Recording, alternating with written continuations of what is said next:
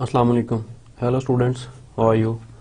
Today we'll see lesson number 9 for compiler construction. But before starting today's lecture, let's have some overview of previous lessons.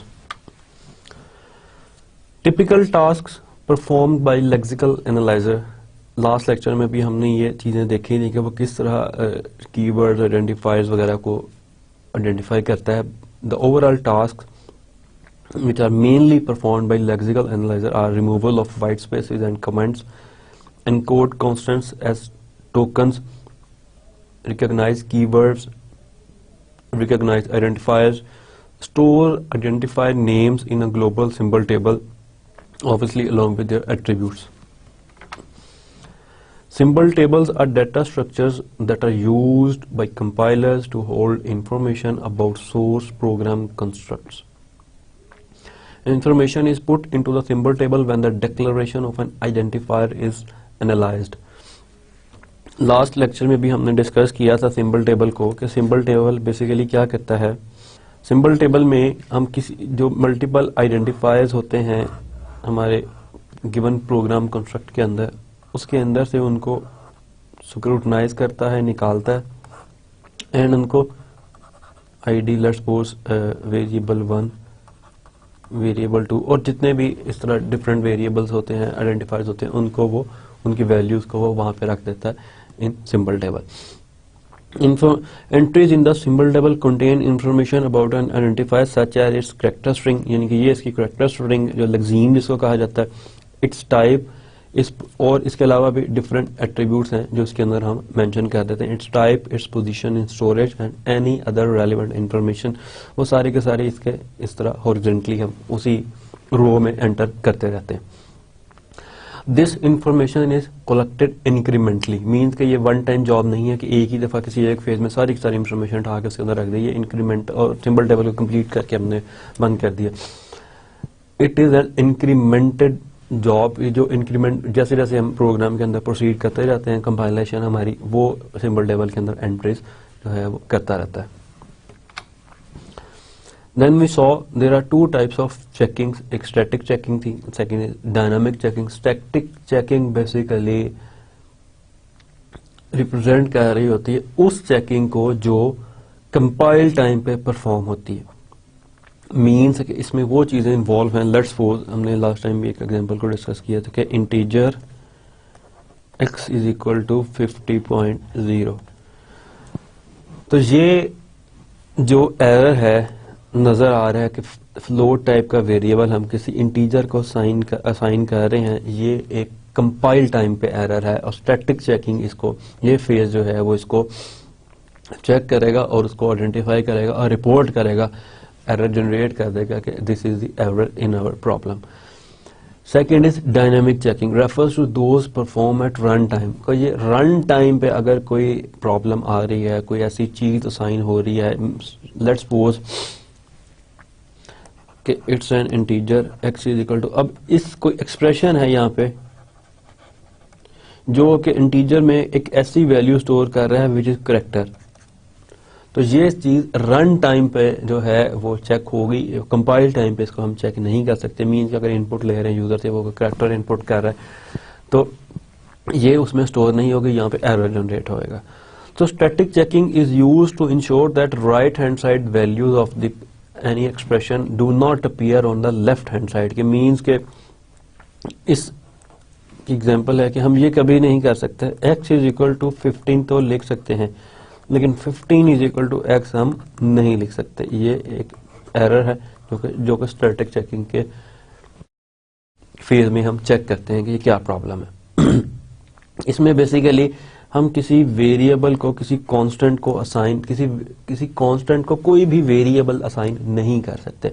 जिस तरह एक numeric value है 15, इसमें हम x जो है उसको असाइन नहीं कर सकते, वो कोई चीज नहीं है. मोस्टली जो लेफ्ट हैंड साइड पे, बल्कि almost every time left hand side पे जो भी वैल्यूज होती हैं like this, it's an address और a pointer to address. Means कि ये एक ऐसी चीज होती है जो खुद से कोई एड्रेस होता है जहां पे हम कोई वैल्यू स्टोर कर देते हैं, या it is a pointer to some address जो किसी लोकेशन को पॉइंट कर रहा होता है. ऑब्वियसली 15 जो है या कोई भी न्यूमेरिक वैल्यू या कोई भी ऐसी चीज जो कोई एड्रेस नहीं है या किसी एड्रेस को पॉइंट नहीं कर रही, तो वो उसमें हम कोई वैल्यू स्टोर नहीं कर सकते। Role of lexical analyser, lexical analyser का जो रोल है वो क्या है? Simple, source program as a input, जो करैक्टर स्ट्रीम्स हैं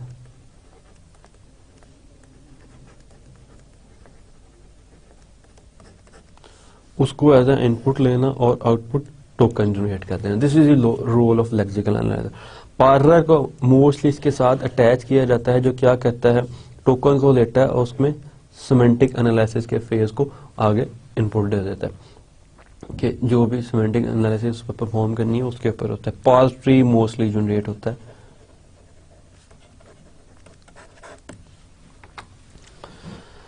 A token is a pair consisting of token name and an optional attribute value. Attribute values भी last lecture में हमने देखी थी कि क्या एट्रीब्यूट वैल्यू हो सकती हैं, कि पॉइंटर है किसी चीज का, कोई इसकी आइडेंटिफायर क्या, लग्जीम क्या है, that is an attribute value. A pattern is the description of the form that the lexemes of a token में टेक। पैटर्न वो चीज है कि ये किस चीज से मैच कर रहा है। लेट्स सपोज अगर हम कीवर्ड की एग्जांपल लें तो जो टोकन है, the pattern is just a sequence of the character that form the keyword. Means कि वो करैक्टर का पैटर्न जो कोई कीवर्ड फॉर्म करता है, वो उनकी जो डिस्क्रिप्शन है that is known as pattern. Pattern is basically description of the form. Let's suppose के अगर मैं एल्स, ये कीवर्ड है, तो इसके जो करैक्टर्स की जो ऑर्डर है ELSE, बेसिकली 4 डिफरेंट करैक्टर्स हैं, लेकिन इनका जो कॉम्बिनेशन है, इनका जो पैटर्न है, वो एक कीवर्ड फॉर्म कर रहा है।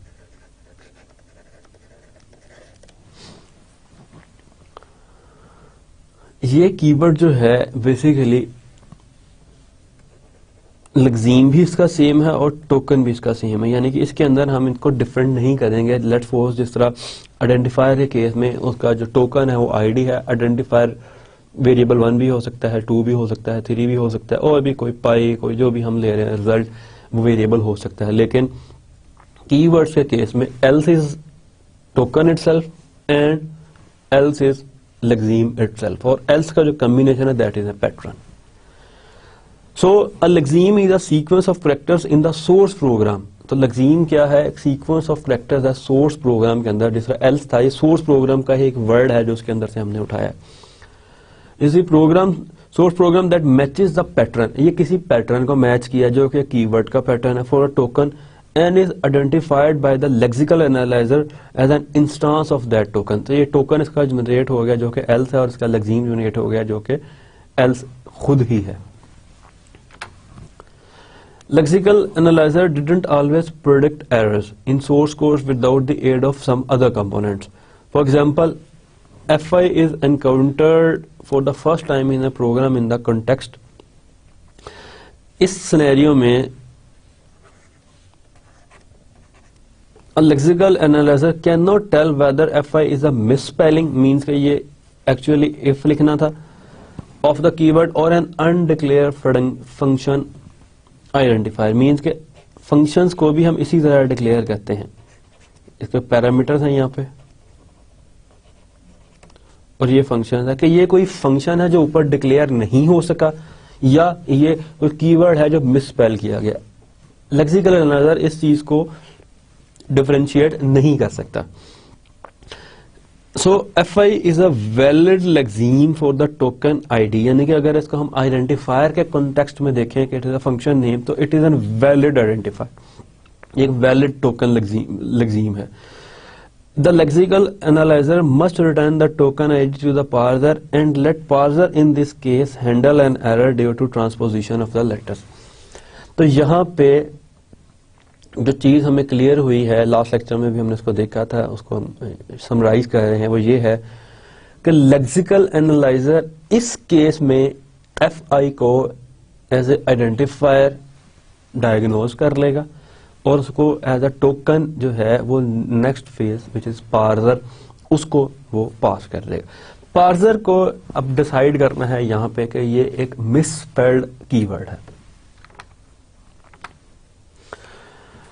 Now we'll move towards today's lesson which is specification of tokens, tokens की स्पेसिफिकेशंस क्या हैं, then strings and languages, operation on languages के क्या लैंग्वेजेस हैं, क्या स्ट्रिंग्स हैं, रेगुलर एक्सप्रेशंस की आर क्या चीज़ है, this is an important thing, regular definitions and extensions of regular expressions के, इन रेगुलर एक्सप्रेशंस को मजीद एक्सटेंड किस तरह कर सकते हैं, और ये डेफिनेशन जो हैं वो इन्हीं रेगुलर एक्सप्रेशंस की हैं, इसको हम डिफाइन किस तरह करना है, it is just the same thing.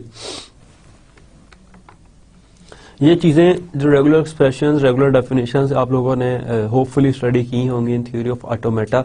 Automata का कोर्स होता है जो कि इसका पीरियड भी है कि उसके अंदर ये सारी चीज़ें ऑलरेडी डिस्कस की जा चुकी हैं, या अज्यूम किया जाता है कि आपने इसके बेसिक्स को स्टडी किया हुआ, बट समहाउ हम इसके अंदर भी उन तमाम बेसिक्स को टच करेंगे जो कि ज़रूरी हैं रेगुलर एक्सप्रेशंस के लिए और रेगुलर डेफिनेशंस के लिए। In this section, first we need to know about finite and infinite sets and also use the notation of a countable set. Means a countable set वही है जो finite set है, ये दोनों सेम है but हम नोशन इसको हम कहीं ना कहीं यूज करेंगे। बट फर्स्ट हमें जो चीज चेक करनी है वो डिफरेंस है finite sets में और infinite sets में। So a countable set is either a finite set or one whose elements can be counted. Means के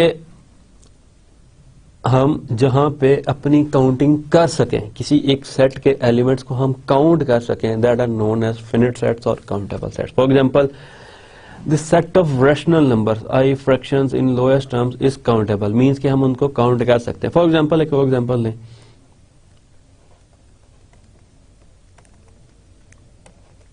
9, इस सेट के एलिमेंट्स जो हैं वो फिनिट हैं, इसको हम काउंट कर सकते हैं। But the set of real number is uncountable, कि इसको हम काउंट नहीं कर सकते because it is strictly bigger, I it can not be counted. For example अब मैं रियल नंबर लेता हूं 0, 1, ये सेट है कोई भी बना रहा हूं, नेक्स्ट 1.5, 2, 2.5 एंड 3। अब बजाहिर तो इस सेट के एलिमेंट्स जो हैं वो मैं काउंट कर सकता हूं, दैट आर 6। लेकिन रियल नंबर्स का ही एक और सेट है, अगर मैं इसको इस तरह डिफाइन कर दूं कि मेरे एलिमेंट्स जो हैं वो 0 से लेके i is equal to 0 to 5, ये रियल नंबर्स, यहां पे मैं i डिफाइन कर देता हूं कि जो रियल नंबर का सेट है कि रियल नंबर 0 से लेके 5 तक। अब मैं इसको काउंट नहीं कर सकता कि इसमें टोटल कितने एलिमेंट्स हैं। फॉर एग्जाम्पल अब मैं एक सेट लेता हूं विच इज 0 and 5, ये सेट इसके अंदर लाई करता है, बिल्कुल करता है, 0 भी इसके अंदर इंक्लूड है, 5 भी इंक्लूड है, इट्स गुड। इसको थोड़ा सा क्लियर करके लिख देते हैं ताकि थोड़ा सा आपको क्लियर हो जाए इसी चीज को। मीन्स कि अगर मैं एक एग्जाम्पल लूं, मैं यहां पे लिख रहा हूं, अगर एग्जाम्पल लूं i is equal to 0 to 5, कि i 0 से लेके 5 तक है, और ये मेरे सेट की डेफिनेशन आई, ये रियल नंबर्स का एक सेट है। अब मैं एक सबसेट लेता हूं इसका, या मैं एक सेट लेता हूं, मैं चेक करता हूं कि ये क्या इसका सेट है, दैट इज 0 and 5, बिल्कुल है, इसमें 0 बिलोंग करता है, इससे एग्जैक्ट करता है, 5 भी करता है। अब मैं नेक्स्ट एक सेट ले रहा हूं, दैट इज 0, 1, 5, ये भी उससे बिलोंग करता है। यानी कि अब देखा जाए तो इस सेट के 4-5 एलिमेंट्स हैं, 6 एलिमेंट्स हैं इंक्लूडिंग 0। लेकिन अगर मैं बात कर रहा हूँ रियल नंबर्स की, तो मैं ये भी ले सकता हूँ 0, 1.5 एंड 1 and 5, तो इसके अब 3 एलिमेंट्स हैं। इसी तरह 0, 1.1, 1.2 एंड सो ऑन, 1.9 एंड 1, 2, ये भी है। इस तरह मेरे पास अगर देखा जाए तो इसकी कोई काउंटिंग नहीं है कि इस रियल नंबर के जो सेट हैं उसके अंदर कितने जो मेंबर हैं, इसके सेट के कितने मेंबर्स हैं, इस सेट के अंदर जितने एलिमेंट्स हैं उनको हम काउंट नहीं कर सकते। अगर इंटीजर्स का होता तो हम उसको तब काउंट कर सकते थे, लेकिन अगर इसमें है केस कि इस केस में हम इसको काउंट नहीं कर सकते। 1.1 देन 1.1.1 देन 1.11 1.111 1.222 इस तरह ये बढ़ते ही जाएंगे। So these are called uncountable or infinite sets. Now for strings and languages we need to see a bunch of definitions, जिसके अंदर हम कुछ चीजें क्लियर करेंगे जो आगे हमें स्ट्रिंग और लैंग्वेजेस को समझाने में मदद मिलेगी कि क्या चीज है, कंपाइलर को हम आसानी से अंडरस्टैंड कर सकते हैं इस फेज को, स्ट्रिंग्स एंड लैंग्वेजेस को. So alphabet, an alphabet is a finite set of symbols. Finite और इनफिनिट सेट अब हमें समझ लग गई है कि फिनिट सेट वो है जिसके एलिमेंट्स को हम काउंट कर सके, इनफिनिट सेट वो है जिसके एलिमेंट्स को हम काउंट ना कर सके.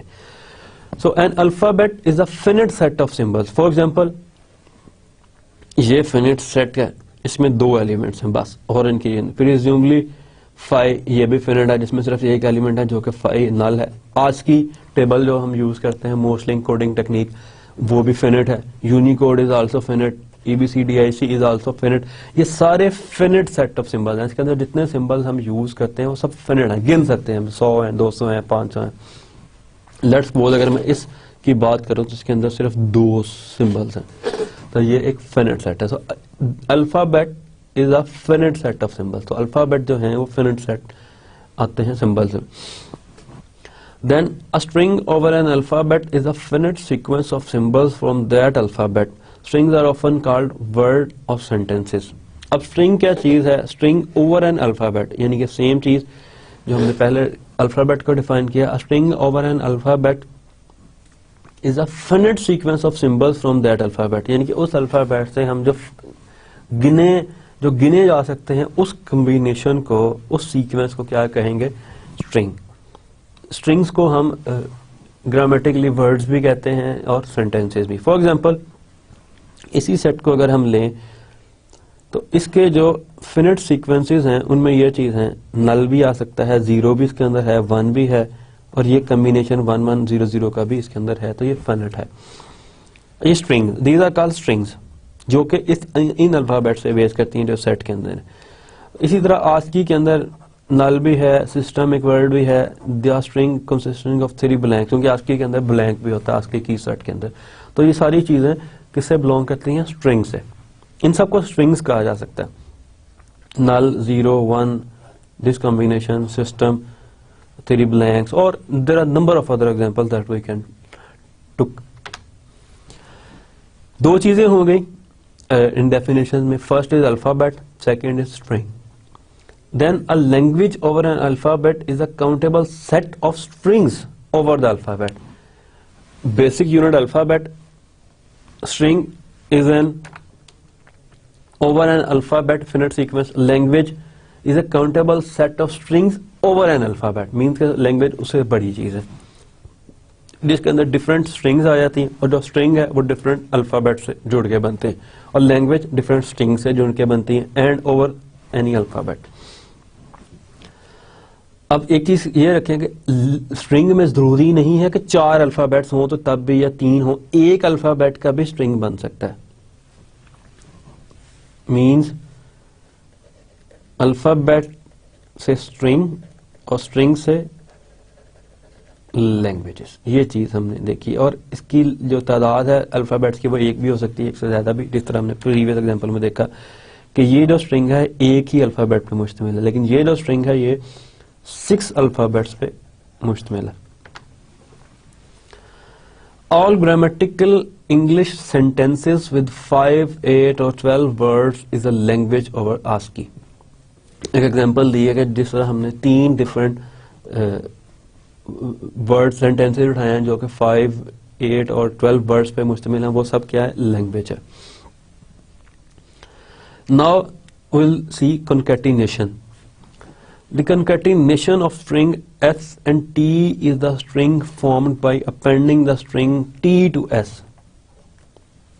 It is written as ST. Means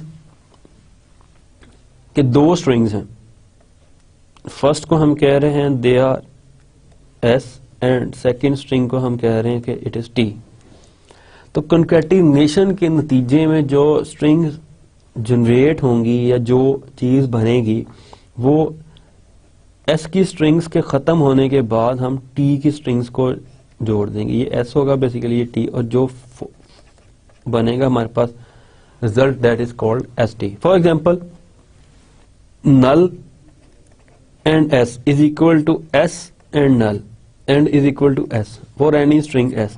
यानी कि अगर null के साथ हम concatenate कर दें S को या S के साथ concatenate कर दें null को, तो वो equal to set S ही रहेगा, क्योंकि null जो है वो किसी से कोई चीज लेती नहीं है, ना उसमें कोई चीज डालती है concatenation के अंदर. तो for any string S, इसकी भी एग्जांपल्स हम देखेंगे कि concatenation एग्जैक्टली क्या किस तरह परफॉर्म की जाती है. Then the length of a string is the number of symbols counting duplicates also include, हम इसमें duplicates भी include करेंगे in the string. तो उसका जो total number है symbols का including duplicate symbols, that is known as length of the string. For example, अगर हम एक symbol ले रहे हैं VCI, एक string ले रहे हैं, this is string, इसकी जो लेंथ है उसके टोटल नंबर ऑफ सिंबल्स हैं विच आर 5. तो इसमें से 2 रिपीट भी हो रहे हैं.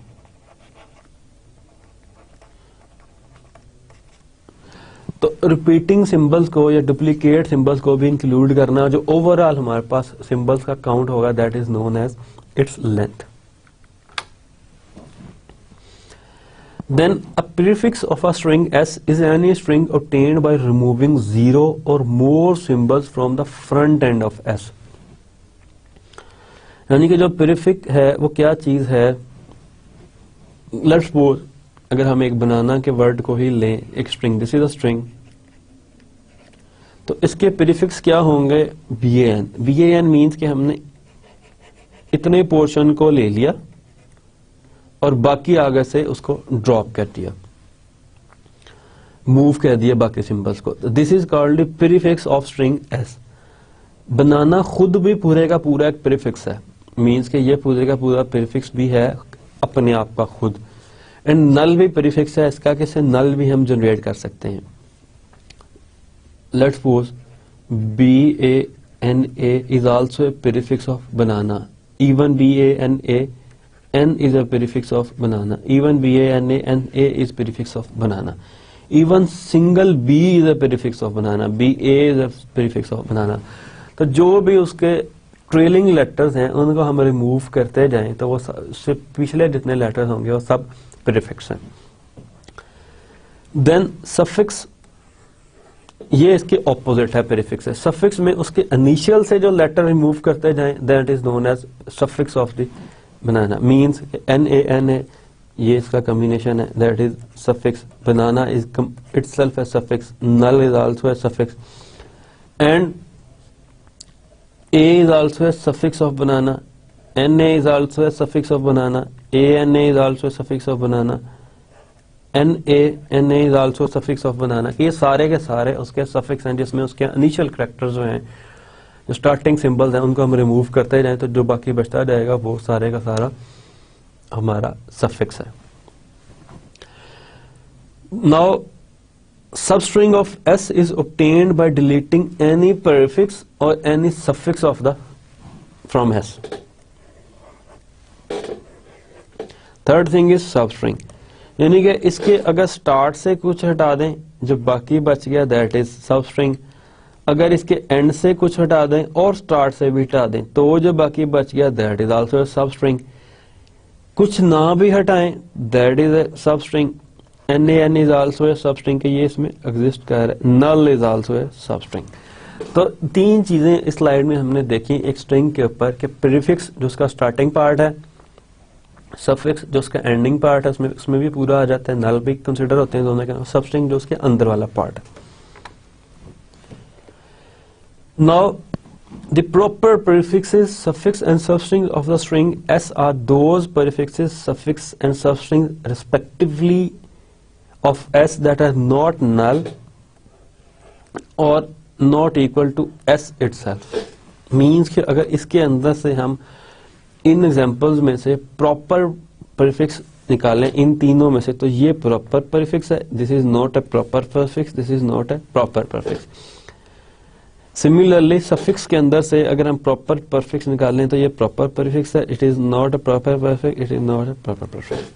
सिमिलरली सबस्ट्रिंग के अंदर से only NaN is a proper substring, it is not a proper substring, it is not a proper substring. N के अलावा और कोई प्रॉपर सब स्ट्रिंग क्या है? A N, it is a proper substring also. इस तरह हम different सब स्ट्रिंग उसमें से निकाल सकते हैं। A subsequence, now will move to a subsequence. A subsequence of S is any string formed by deleting 0 or more, not necessarily consecutive positions of S. For example, अगर मैंने इसमें से subsequence generate करना है या निकालना है, या मैं पूछ रहा हूँ कि is it a subsequence of banana? For example, BANN, तो ये इसका subsequence है क्योंकि मैंने इसके अंदर से ये N रिमूव कर दिया। Similarly, this is a remove किया इस एग्जांपल के नतीजे में, और ये इस एग्जांपल के नतीजे में हमने बैन के नतीजे में एन रिमूव कर दिया। तो ये क्या, दिस इज अ सब सीक्वेंस। मतलब इसके अंदर जरूरी नहीं है कि हम स्टार्ट से रिमूव करें प्रीफिक्स या एंड से रिमूव करें सफिक्स। हम कहीं से भी कोई भी जो इंटीजर है, सिंबल है इस स्ट्रिंग के अंदर उसको रिमूव कर सकते हैं, और जो रिमेनिंग पार्ट होगा that is known as subsequence of string S. In all examples S is equal to banana. S जो है वो बनाना है। Operation on languages. In lexical analysis the most important operation on languages are union. इन languages के ऊपर अब हम कौन से ऑपरेशन परफॉर्म कर सकते हैं जो मोस्टली परफॉर्म करते हैं, that is union, concatenation and closure. इनको हम वन बाय वन डिफाइन करेंगे और देखेंगे कि ये क्या रिजल्ट प्रोड्यूस करते हैं जब हम ये ऑपरेशन परफॉर्म करेंगे किसी भी लैंग्वेज के ऊपर। Suppose there are two languages, L1 and L2. So the union of L1 and L2 is written as L union M. यानी कि first language in our example L1 union L2 is simply the set theoretic union, i.e. it consists of all word strings in either L1 or L2. Means के union के नतीजे में जो दो different languages हैं, जो लैंग्वेज के sets हैं, L1 is a first language, L2 is a second language, जब हम इसका यूनियन करेंगे तो जो हमारे पास रिजल्ट होगा वो एक ऐसा सेट होगा जिसके अंदर वो तमाम के तमाम स्ट्रिंग्स आ जाएंगे जो उन दोनों में से किसी एक के अंदर भी आ रहे हैं। सिंपली कि अगर हमारे पास जे L1 है और L2 है CD, तो L1 union L2 is equal to, और इस समेत इसके जितने कम्बिनेशन हैं जो ए बी सी डी से बनते हैं वो सब के सब इसके अंदर कवर हो जाएंगे। फॉर एग्जांपल अगर मैं इसको स्टार्ट करना शुरू कर दूं तो ये काउंटलेस तो नहीं होंगे, लेकिन सपोज सबसे पहले null, then a single A B C D, then A C A D, then A B C B D, और इस तरह ये इसके जो जितने कॉम्बिनेशंस बनेंगे वो सब के सब उस यूनियन के अंदर इंक्लूड हो जाएंगे। That is called the union of to languages. For example the union of English sentences with 1, 3 और 5 वर्ड्स, जिसमें 1, 3 या 5 लफ्ज़ हैं, विद इंग्लिश सेंटेंसेस विद 2 और 4 वर्ड्स। सो इंग्लिश सेंटेंस जो इसका रिजल्ट होगा that is in English sentences with 5 और फ्यूअर वर्ड्स, यानी कि इसमें मैक्सिमम क्या 5 वर्ड्स थे, तो जो 5 और इससे लेस जितने भी वर्ड्स होंगे वो सब के सब इसके अंदर इंक्लूड हो जाएंगे। The second operation is concatenation operator. The concatenation of L1 and L2, obviously these are two exemplary languages, is a set of all strings ST where S is the string of L1 and T is the string of L2. For example, this is S and this is T. तो जो हमारे पास combination होगा that is A1, A2, B1, B2, C1, C2। इसके अंदर जिस तरह union के अंदर हमने देखा था कि हमने उनको इंडिविजुअली भी ऐड किया था, जिस तरह इसके अंदर हम ABC और 1 2 को इंडिविजुअली नहीं ले सकते, ये यूनियन के अंदर ले सकते थे। कंकैटिनेशन के अंदर सिर्फ वो एलिमेंट्स या वो सेट के मेंबर्स लेंगे जो जिसमें दोनों चीजें आपस में कंकैटिनेट हो रही होंगी। As with strings, it is natural to define powers of a language. Power क्या चीज है, जिस तरह लैंग्वेज की कितनी रेपिटिशन है, basically it is known as repetition. Let's suppose L0 language जो इसकी पावर 0 है तो वह नल होगा। कोई भी लैंग्वेज जिसकी पावर 0 होगी तो उसका रिजल्ट जो है वो नल होगा। और null is not an empty set, null is an individual member of the set, कि ये एक मेंबर है। अगर हम इस सेट की बात करें तो उसका एक मेंबर है विच इज नल, यानी कि सेट की जो लेंथ है वो 1 है लेंथ।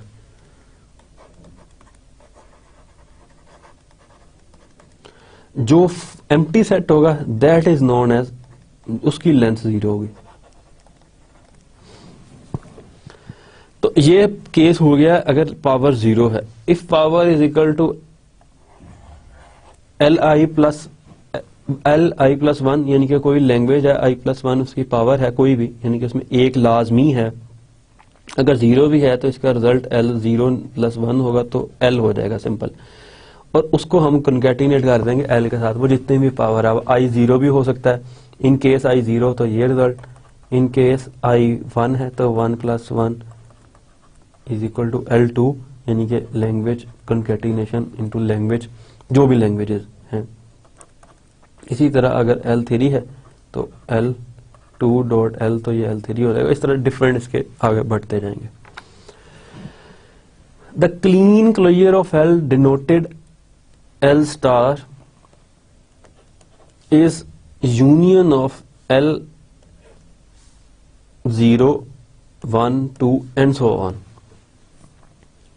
कि अगर कोई भी लैंग्वेज का हम स्टार लेते हैं तो क्या होगा कि इसका basically it's known as Kleene closure. किसी भी लैंग्वेज का जब हम क्लीन क्लोजर लेते हैं तो ये उसका सिंबॉलिक रिप्रेजेंटेशन है। तो इट मींस कि इस लैंग्वेज के तमाम जो चीजें हैं वो इंक्लूड हैं, इंक्लूडिंग नल जिसके अंदर 0 है, कि हम उसमें नल भी इंक्लूड कर रहे हैं। इन सब का यूनियन लैंग्वेज 1 2 3 एंड 4।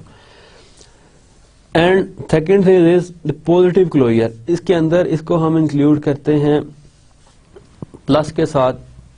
इन दोनों में डिफरेंस ये है कि L asterisk is equal to 0 union Li, I is equal to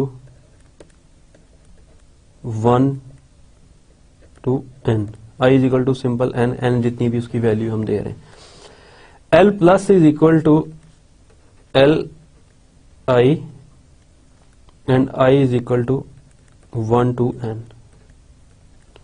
यानी कि प्लस के अंदर पॉजिटिव क्लोजर के अंदर हम नल को इंक्लूड नहीं करते। फॉर एग्जांपल कि इनमें डिफरेंस क्या है, हम एक स्ट्रिंग लेते हैं जिसके अंदर सिर्फ 2 कैरेक्टर्स हैं A एंड B। इसका पहले हम करेंगे क्लीन क्लोजर। क्लीन क्लोजर होगा कि सिंगल A भी इसके अंदर इन्वॉल्व है, A भी B भी, नल भी इन्वॉल्व है, then double A, then AB BA BA, then triple A, and इसी तरह हम इसको कंटिन्यू करते जाएंगे, कम्बिनेशन उसके बनते रहेंगे। A B में बाकी सारे कम्बिनेशन सेम है, सिर्फ जो नल है वो इंक्लूड नहीं होता। अगर हम इसको नल को सेट के अंदर ही इंक्लूड कर दें तो ये सेम होगा जैसे फर्स्ट ए बी में है, लेकिन अगर प्लस के साथ इसको इंक्लूड कर दें पॉजिटिव क्लोजर के अंदर नल को, तो इसका रिजल्ट भी सेम ही होगा। क्योंकि पॉजिटिव का मतलब यह है कि जो हम एक डिफॉल्ट में नल इंक्लूड करते हैं वो नहीं कर रहे, लेकिन जब हमने उसको उस सिंबल को उस सेट का पार्ट ही बना दिया तो जो पॉजिटिव का मकसद बेसिक है वो खत्म हो जाता है, और वो क्योंकि नल उस सेट का पार्ट बन गया, अब उसके रिजल्ट में जो चीजें आएंगी वो वही होंगी जो क्लीन क्लोजर के नतीजे में आएंगी। So these are basic 2 operations that we perform on languages, clean closure and positive closure. Now we'll move towards regular expressions. A regular expression is a sequence of characters that forms a search pattern mainly for use in pattern matching with strings. RE in short, इसको regular expression को हम RE भी कहते हैं. Regular expression क्या है? एक sequence of characters है that forms a search pattern, जो एक सर्च पैटर्न बना देते हैं, यानी कि हम एक ऐसी शेप बना देते हैं पैटर्न सीक्वेंस को, कैरेक्टर्स को एक ऐसे सीक्वेंस में लिख देते हैं कि वो एक पैटर्न बन जाता है. और वो पैटर्न किस लिए यूज होता है कि जितनी स्ट्रिंग्स आ रही होती हैं उनको मैच करने का काम आता है कि ये लैंग्वेज से मैच कर रहा है या नहीं कर रहा. The idea is that the regular expressions over an alphabet consist of the alphabet and expression using union, concatenation and steric, but it takes more words to say it right. इन चीज़ों में हम इसको कवर नहीं कर सकते इस definition के अंदर. We obviously need more words to explain regular expressions, but for the time being regular expression एक ऐसा combination है, एक ऐसा सीक्वेंस है कैरेक्टर्स का जो एक ऐसी फॉर्म बना देता है कि एक ऐसा पैटर्न बन जाता है कि जितनी भी स्ट्रिंग्स हैं वो उस पैटर्न से मैच हो जाएंगी तो वो उस लैंग्वेज का पार्ट हैं. अगर वो सीक्वेंस से मैच नहीं होंगी उस एक मशीन में जाएंगी जिसको हम फिनिट मशीन, और देयर आर अदर थिंग्स जो हम रेगुलर एक्सप्रेशन को किस कन्वेंशन में लेके जाते हैं तो वो उससे मैच नहीं करेगी, finite tread machine and something like this, तो वो उस लैंग्वेज का पार्ट नहीं होगा. अगर इस चीज को हम सिंप्लीफाई करें तो रेगुलर एक्सप्रेशन एक ऐसा बॉक्स है या एक ऐसा पैटर्न है या कोई भी स्ट्रिंग जो इनपुट होगी लैंग्वेज जो ग्रामर में, या कोई भी स्ट्रिंग जो हमें एज अ प्रोग्राम इनपुट मिल रही है, उस स्ट्रिंग को हम उस पैटर्न से मैच करते हैं. अगर तो उस पैटर्न से मैच कर जाए तो that string is part of the language जिसका वो पैटर्न बना हुआ है. अगर मैच नहीं करती तो उसका पार्ट नहीं है. So each regular expression R denotes a language, यानी कि हर रेगुलर एक्सप्रेशन किसी लैंग्वेज को डिनोट कर रहा होता है, which is also defined recursively from the languages denoted by R sub expressions. Rules that define the regular expressions over some alphabet sigma and the languages that those expression denote are, यानी कि जो rules हैं कि किस तरह हमने regular expression को generate करना है या किस तरह हमने रूल्स को उन पे इम्प्लीमेंट करना है, जो स्ट्रिंग मैच करेंगे वो किस तरह करनी है. बेसिस एक हाइपोथेसिस है कि इसमें दो चीजें हैं, एक बेसिस, एक उसकी आगे सेकेंड है इंडक्शन की, जो उसमें इंडक्शन पार्ट है एंड फर्स्ट बेसिस पार्ट. पहले पार्ट में इसको होना लाजमी है, देन हम उसको इंडक्शन की तरफ लेके जाएंगे. So in basis there are two rules that form the basis. First is null is a regular expression and language of null is null. That is the language whose sole number is the empty string. Means के अगर empty string एक regular expression है तो language of empty string क्या होगी? खुद एक empty string. और यही एक ही member है इस language का, इसमें और कोई नहीं है. पहली ये चीज चेक करनी है. Second, if A is a symbol in sigma, then A is a regular expression, यानी कि अगर वो symbol एक ही है तो वो खुद ही regular expression है. And language of A is equal to A. That is the language A is one string of length 1 and within its first position. यानी कि अगर हम सिर्फ language की बात कर रहे हैं तो A ही उसकी language है. ये बेसिक स्टेप है, यानी कि बेसिस है उस हाइपोथेसिस थ्योरम का जिसकी बेस पे हमने आर ही बनाना है. सेकंड थे इंडक्शन, जो उसका नेक्स्ट पार्ट है जो एक से ज्यादा को डील करता है. इनके ये दो पार्ट हो गए. जो फर्स्ट स्टेप नल को डील कर रहा है और जो सेकंड पार्ट है, सेकंड स्टेप है इसका, वो एक कैरेक्टर को, यानी कि किसी लैंग्वेज का एक ही कैरेक्टर है उसको डील कर रहा है. जो नेक्स्ट इंडक्शन है वो दो से ज्यादा को डील करेगा. So induction, there are four parts to the induction whereby larger regular expressions are built from smaller ones. यानी कि जो larger हैं एक से ज्यादा. Suppose R and S are regular expressions. हम suppose करते हैं कि हमारे पास दो regular expressions हैं R and S. Denoting languages, दो different languages को denote कर रहे हैं LS and LR. So इन दोनों की जो ORing होगी is a regular expression denoting the language language R union language S, इन दोनों की जो मल्टीप्लिकेशन होगी is a regular expression denoting the language L R and L S, यानी इन दोनों की concatenation. R asterisk is a regular expression denoting language of R asterisk, यानी कि इसका जो क्लीन क्लोजर है। Simple R is a regular expression denoting language of R, यानी कि जो आर रेगुलर एक्सप्रेशन है किसको डिनोट कर रहा होगा, लैंग्वेज ऑफ आर को। जो रेगुलर एक्सप्रेशन का क्लीन क्लोजर वो किसको डिनोट कर रहा होगा, लैंग्वेज के क्लीन क्लोजर को। एंड सिमिलरली जी above two regular expressions often contain unnecessary pairs of parentheses, so we may drop certain pairs of parentheses if we adopt the conventions that unary operator जो static है has highest precedence and is left associative, concatenation has second highest precedence and is left associative, जो oring है has lowest precedence and is left associative, means कि ये तीनों के तीनों operations जो हैं लेफ्ट एसोसिएटिव है। इनमें सबसे ज्यादा प्रेसिडेंस जो है वो स्टेरिक की है, यानी क्लीन क्लोजर की है, देन कॉन्कैटिनेशन की है, एंड देन ऑरिंग की है। सो अब हम इसकी एग्जांपल देखते हैं। लेट्स सपोज हमारे पास जो लैंग्वेज है या जो सेट हैं सिंबल्स के that are A and B, ये किसी को डिनोट कर रहे हैं।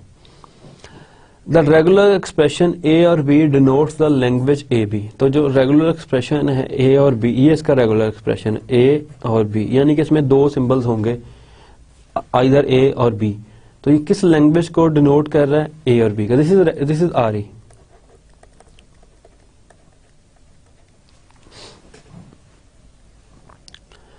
सेकेंड, ए और बी की कंकैटिनेशन अगर हम कर दें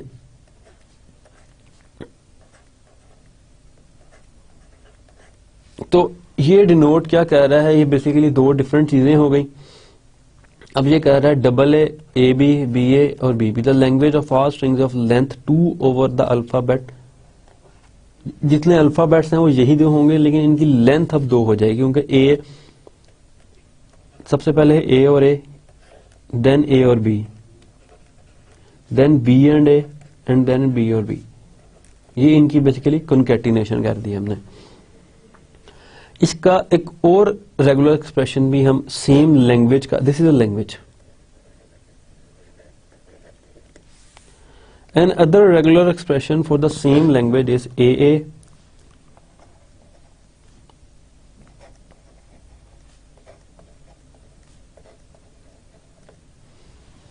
अब इसको जब हम करेंगे तो इसके जो आगे मल्टीपल बढ़ते जाएंगे, जिस तरह हमने इन दो का देखा कि ए बी में ए बी आएगा, अब इन दोनों में आगे और मजीद बढ़ते जाएंगे। लेट्स गो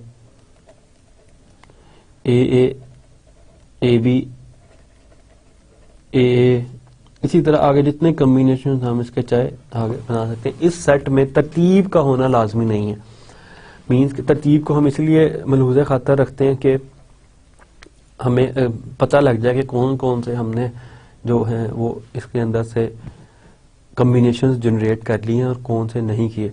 लेकिन अगर सीक्वेंस को फॉलो ना भी करें तो फिर भी the answer is correct, means कि ये सेट जो है अगर मैं इस तरह लिखूं A B B A B and B A, तो these boths are similar sets. इन दोनों के एलिमेंट्स जो हैं वो सेम है और दोनों के सेट भी सेम है, इनमें कोई डिफरेंस नहीं है, लेकिन सिर्फ इसकी तरतीब का डिफरेंट है, जिससे कोई फर्क नहीं पड़ता ऐसी कैलकुलेशन पे। तरतीब को ख्याल से रखा जाता है ताकि उसकी जो डेरिवेशंस हैं उस रेगुलर एक्सप्रेशंस की, जितने हम लैंग्वेजेस ड्राइव कर रहे हैं वो सब हमें काउंटेबल होकर भी हमने ये काम कर लिया। तो ये एक और रेगुलर एक्सप्रेशन है इसी लैंग्वेज का, जो कि लैंग्वेज इज बेसिकली दिस, कि एक ऐसी लैंग्वेज जो कि ए बी पे डिपेंड कर रही है, ये उसका रेगुलर एक्सप्रेशन है। तो इन दो एग्जांपल्स के अंदर जो ऊपर हमने डिस्कस की, हमने एक लैंग्वेज के कितने रेगुलर एक्सप्रेशंस डिजाइन किए हैं। फर्स्ट इज ए, ये पहला रेगुलर एक्सप्रेशन है। सेकंड जो रेगुलर एक्सप्रेशन है वो ये है ए थर्ड जो रेगुलर एक्सप्रेशन है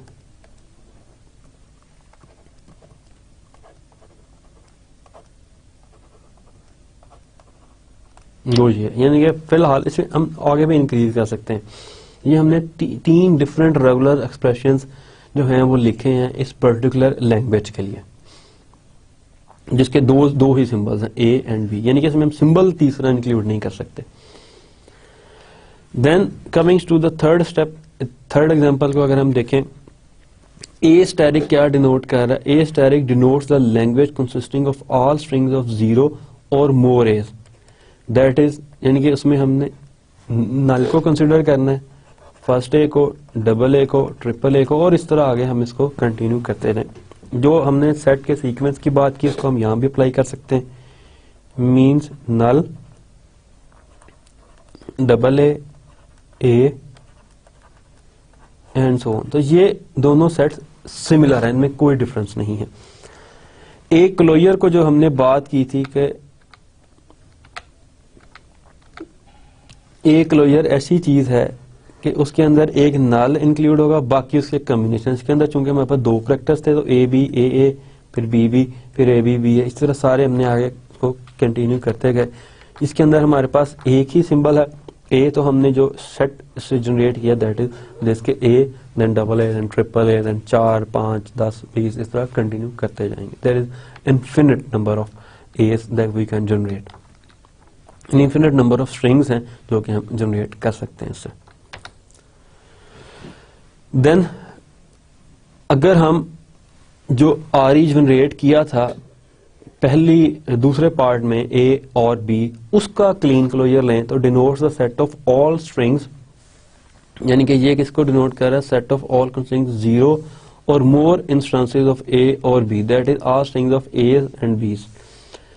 फॉर एग्जाम्पल या ए आ सकता है इससे, या बी, या डबल ए, या ए बी, या B A and so on, triple B भी इसके अंदर इंक्लूड कर सकते हैं, एंड आगे इस तरह इनफिनिट नंबर ऑफ सेट्स जो हैं इसके अंदर से हम इंक्लूड कर सकते हैं। लेकिन ये क्या है कि इनमें से या ए होगा या बी, पहला ए दूसरा बी, यानी कि रेपिटिशंस की इसमें कोई भी मुमानियत नहीं है। फॉर एग्जाम्पल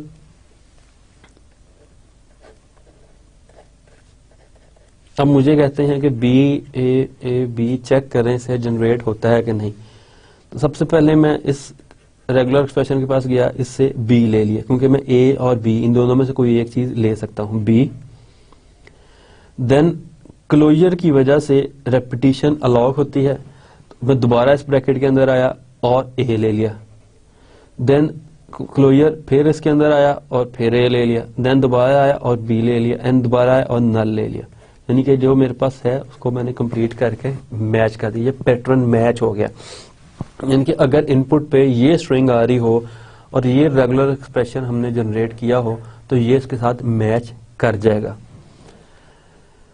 अब हम एक ऐसी एग्जांपल लेंगे इसको समझने के लिए जिसके अंदर हम जो इनपुट स्ट्रिंग है वो थोड़ी डिफरेंट होगी, वो हम इसको मैच करने की कोशिश करेंगे इस रेगुलर एक्सप्रेशन के साथ। लेट्स सपोज मेरे पास इनपुट स्ट्रिंग है ए बी सी। अब मैं इसको मैच करना स्टार्ट करता हूं, ए इसके अंदर आया, इस ब्लॉक के ए मिल गया मुझे, मैंने ए ले लिया, देन क्लीन क्लोजर की दोबारा इसके अंदर आया और मैंने इन दोनों में ओरिंग है कि या मैं ए सिलेक्ट कर सकता हूं या मैं बी सिलेक्ट कर सकता हूं, तो मैंने इस दफा बी सिलेक्ट कर लिया। क्लीन क्लोजर की दोबारा अंदर आया तो अब मुझे सी चाहिए, इसमें मेरे पास सी की कोई प्रिविलेज नहीं है, मींस मेरे पास सी की कोई प्रिविलेज नहीं है, तो मैं यहाँ पे एरर जनरेट कर दूंगा कि ये पर्टिकुलर स्ट्रिंग जो है इस आरी से, इस लैंग्वेज से बिलोंग नहीं करती। एक और एग्जांपल लेते हैं जो हमने एक आरी जनरेट किया था, लेट्स सपोज ये वाला। इस रेगुलर एक्सप्रेशन को अब हम कंसिडर करेंगे और इस रेगुलर एक्सप्रेशन की मदद से हम एक स्ट्रिंग को आइडेंटिफाई करेंगे कि वो स्ट्रिंग इस रेगुलर एक्सप्रेशन से जनरेट हो सकती है या नहीं। तो इन तमाम एग्जांपल्स को अब मैं क्लियर कर रहा हूं और इस नए जो भी हमने देखा दैट इज ए बी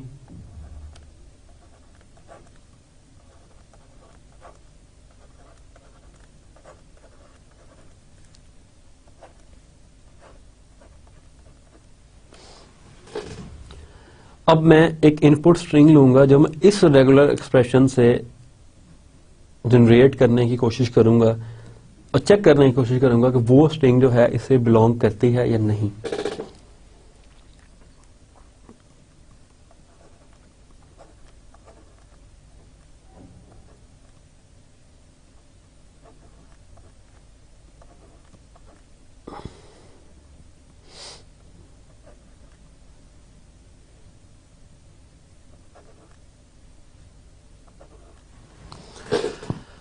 अब मैंने ये चीज जो है जनरेट करनी है इससे, इस रेगुलर, दिस इज एन आरई, और ये मेरी डिजायर्ड जो है स्ट्रिंग है जो मैं चेक करना चाह रहा हूं कि इस आरई से, इस रेगुलर एक्सप्रेशन से बिलोंग करती है या नहीं। तो स्टार्टिंग फ्रॉम द लेफ्ट, सबसे पहले मैंने इसके अंदर गया तो मैंने डबल ए इसको जो है वो अडॉप्ट किया। इस चूंकि मेरे पास चॉइस है कि मैं इन 4 प्रोडक्शन में से या इन 4 ऑप्शन में से कोई भी एक ले सकता हूं। डबल ए मैंने चूज किया, ये आ गया मेरे पास। देन मैं नेक्स्ट ए बी, उसके बाद मैं दोबारा एंटर हुआ तो मैंने ये ए बी को चूज कर लिया, ब्रैकेट से बाहर निकला। फिर मेरे पास डबल बी आया तो मैंने ये डबल बी चूज कर लिया। अब मेरे पास आ गया सिंगल बी। अब मेरे पास इसमें कोई ऑप्शन नहीं है कि मैं सिंगल बी को इसके अंदर से ड्राइव कर सकूं, तो ये स्ट्रिंग जो है इस आरई से बिलोंग नहीं करती। मींस कि यहां पे मैं वो ए और बी वाला नहीं ले सकता, ये वाला, कि मैं इसको जनरेट कर लूं। अगर मेरे पास आरई ये होता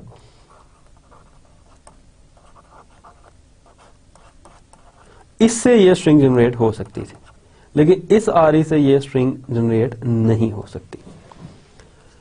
सो नेक्स्ट एग्जांपल की तरफ अगर हम मूव करें, ये आरई है ए,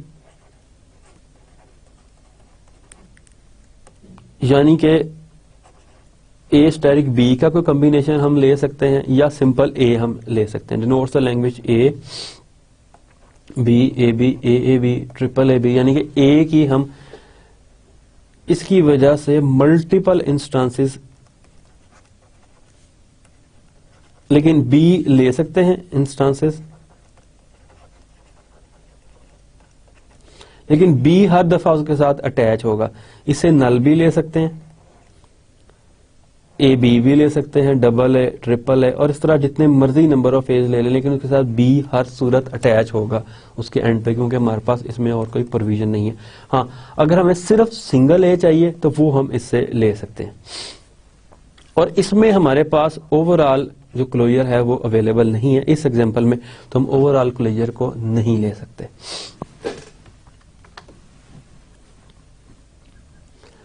So a language that can be defined by a regular expression is called a regular set, यानी कि जो लैंग्वेज भी किसी रेगुलर एक्सप्रेशन से डिफाइन हो जाती है उसको रेगुलर सेट कहते हैं। If two regular expressions R and S denote the same regular set, we say that they are equivalent and we can write R is equal to S, यानी कि हम इसको equivalent कहते हैं, जो दिन के रेगुलर एक्सप्रेशन सेम हो उनको। फॉर एग्जाम्पल, अगर हम अलजेब्रिक लॉज देखें फॉर रेगुलर एक्सप्रेशंस, आर और S is equal to S और आर, बिकॉज जो ऑरिंग का हमारे पास ऑपरेटर है वो कम्यूटेटिव है, यानी कि वो दोनों साइड पे एक बिहेव करता है, वो एसोसिएटिव नहीं है।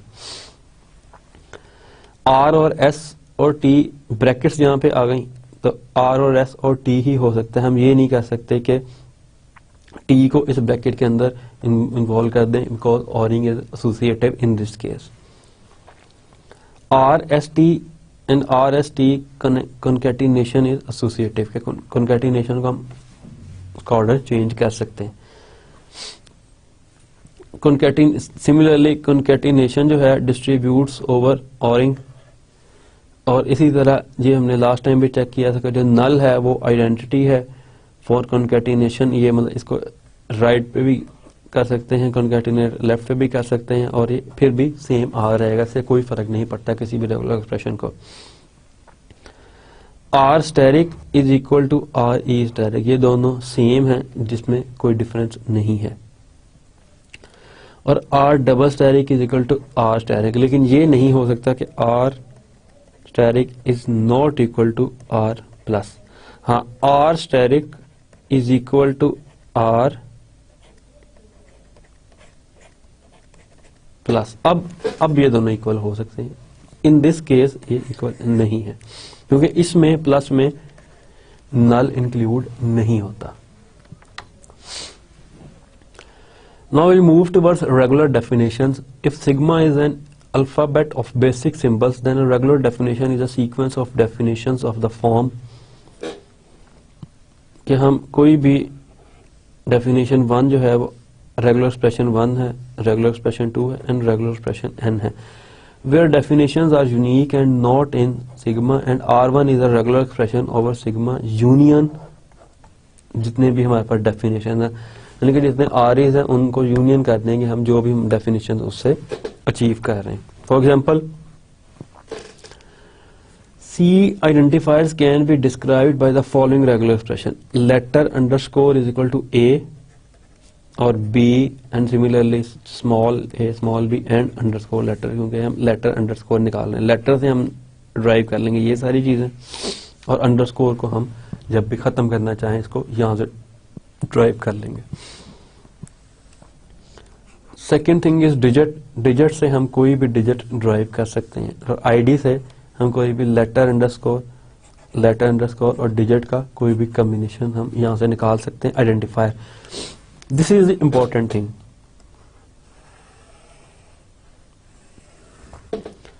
यानी कि जो रेगुलर डेफिनेशन है, ये 3 लाइंस जो हैं एक ऐसी रेगुलर डेफिनेशन को डिफाइन कर रहे हैं जिसकी मदद से हम कोई भी आइडेंटिफायर जो है वो चेक कर सकते हैं कि आया is it a valid identifier और नॉट। फॉर एग्जाम्पल, एक आइडेंटिफायर है 3ABC। अब मैंने इस आइडेंटिफायर को चेक करना आया is it a valid identifier और नॉट, ये मेरे पास उसकी रेगुलर डेफिनेशन। स्टार्टिंग कहीं से भी करना है तो हमारे पास एक स्टार्टिंग जो है डेजिग्नेटिंग स्टार्ट सिंबल होता है, इन this case it is ID. तो आईडी से जब हम स्टार्ट करेंगे तो हम शुरू में ही हमारे पास जो पहली ऑप्शन है दैट इज लेटर अंडरस्कोर और letter slash underscore slash digit and Kleene closure of this, ये हमने इससे रिप्लेस कर दिया। अब लेटर से मैं क्या क्या जनरेट कर सकता हूं, अंडरस्कोर जनरेट कर सकता हूं और कोई भी लेटर, लेकिन मेरे पास इनपुट पे पहले 3 है जो कि मैं इससे नहीं जनरेट करता, यानी कि मैं फर्स्ट ऑफ लेटर, यहां पे हम एक और चीज देखें कि 3 को मैंने, जो कि मेरा लुका हेड सिंबल है, इसको फर्स्ट ऑफ लेटर से, जो भी इसका सेट यहां पे बनते हैं, फर्स्ट ऑफ लेटर से मैंने इसको कंपेयर करना है 3 को। अगर कंपेयर हो गया तो वो प्रोडक्शन यूज करेंगे, अगर कंपेयर नहीं होया तो इट मींस के given string is not representing this particular regular definition, के इस लैंग्वेज का पार्ट नहीं है। अब मैं एक सेकंड एग्जांपल लेता हूं, मींस के A, B, C एंड 3, ये एक आइडेंटिफायर। अब मैंने इस आइडेंटिफायर को चेक करना है, तो अब लुक अहेड सिंबल मेरे पास A है। A फर्स्ट लेटर से किससे मैच कर रहा है, फर्स्ट A के साथ ही, तो मैं इस को जो फर्स्ट है इससे रिप्लेस कर दूंगा। सेकंड मेरे पास B है, इस ब्रैकेट से लेटर से मैं B ले लूंगा। अब मैं क्लीन क्लोजर की वजह से, चूंकि ये मेरे पास गिवन है, मैं दोबारा इसमें जाऊंगा और मुझे क्या चाहिए, नाउ आई नीड C, फिर मैं लेटर से जनरेट कर लूंगा। नाउ अब मुझे क्या चाहिए, डिजिट, तो तीसरी दफा मैं आऊंगा डिजिट से मैं 9 जो है कर लूंगा, और उसके बाद मैं नल करूंगा, और ये मेरे पास जो है ब्रैकेट्स, चूंकि हम उसको रिमूव कर सकते हैं, तो A, B, C और 3 जो है वो मेरे पास एक वैलिड आइडेंटिफायर है जो इस ग्रामर से डिफाइन हो गया। So regular definitions are just a convenience, they add no power to regular expressions.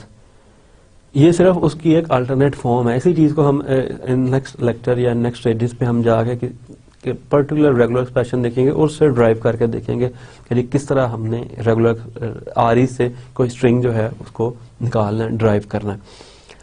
The C identifier example can be done simply as a regular expression by simply plugging in the earlier definitions to the later ones. Now we will see extensions of RE. There are many extensions of the basic regular expressions given above.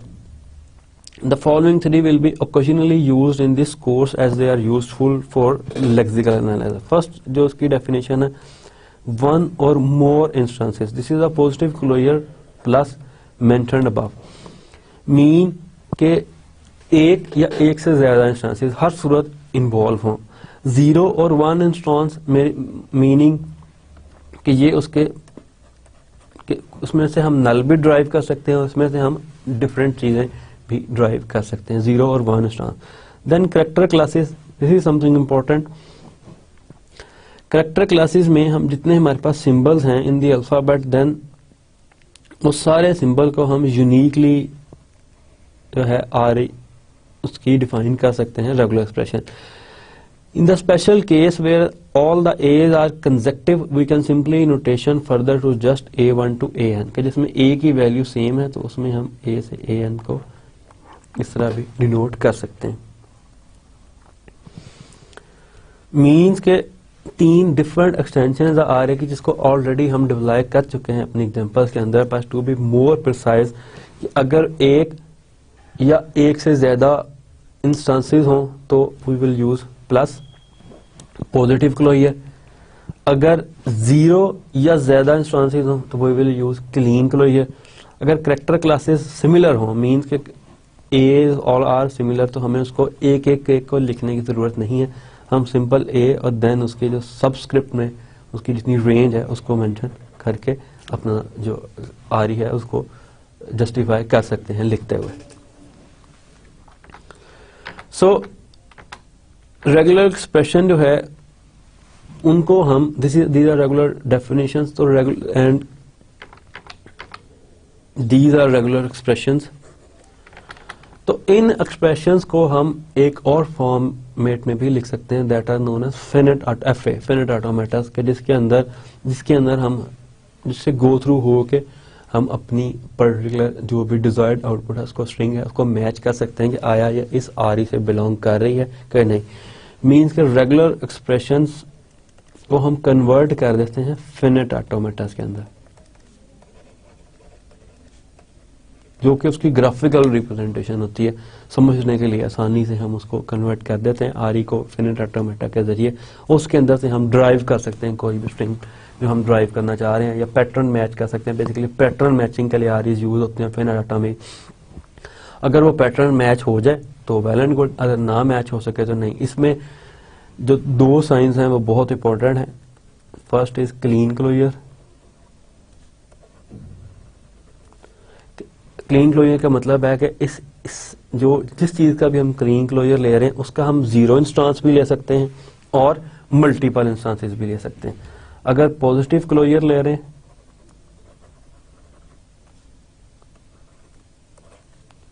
तो उसका हम 1 और मोर, 0 और मोर, जिस तरह हमने अभी एक लास्ट एग्जांपल प्रैक्टिस की थी. ये इसमें हमारे पास 4 वर्ड्स में से अगर मैं यहाँ पे थोड़ा सा क्लियर करके लिख दूं, ABC3 के अंदर हमारे पास 3 लेटर्स थे और 1 डिजिट था. अब जो 3 में से एक तो हमने जो हमारे पास चूंकि आरई था उसमें से लेटर को इनिशियली कर लिया, लेकिन 2 की जो रेपिटेशन थी वो हमने क्लीन क्लोजर की मदद से की. मीन्स के पहली दफा इसमें आए तो लेटर जनरेट किया, दूसरी दफा इसमें आए तो फिर लेटर जनरेट किया, और तीसरी दफा इसमें आए तो फिर डिजिट जनरेट किया. So guys, this is all for today. You saw regular expression पे हमने अच्छी खासी डिस्कशन की. And then you saw regular definitions, जो उसी की फॉर्म है जिस तरह हम ग्रामर लिखते थे उसकी प्रोडक्शंस होती थी. इसी तरह हमने आरई को रेगुलर डेफिनेशंस में कर दिया convert, which are same things इनका पर्पस सेम है, सिर्फ इनकी रिप्रेजेंटेशन डिफरेंट है।